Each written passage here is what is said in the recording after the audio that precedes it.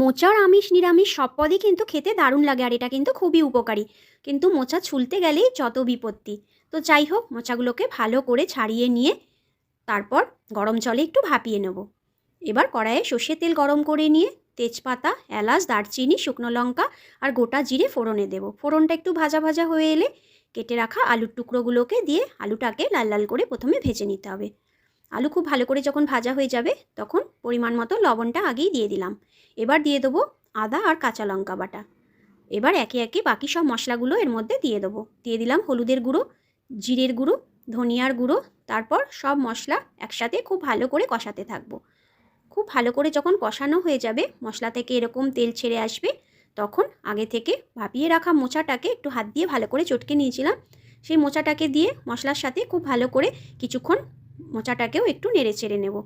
মোচাটাও যখন মশলার সাথে খুব ভালো করে মিশে যাবে তখন একটা বাটিতে সামান্য একটু গোবিন্দভোগ চাল আগে থেকে ভিজিয়ে রেখেছিলাম, সেটাকে বেটে নিয়ে দিয়ে দেবো। এই গোবিন্দভোগ চাল বাটা দিয়ে একবার মোচার এই তরকারিটা বানিয়ে খেয়ে দেখো, একদম কিন্তু অন্যরকম স্বাদ এনে দেবে। তারপর একটু নেড়ে চেড়ে নিয়ে সামান্য একটু জল দিয়ে ঢাকনা চাপা দিয়ে সেদ্ধ হতে দেবো আলু। ভালো মতো সেদ্ধ হয়ে গেলে একটু নেড়ে চেড়ে জলটাকে শুকিয়ে নিতে হবে।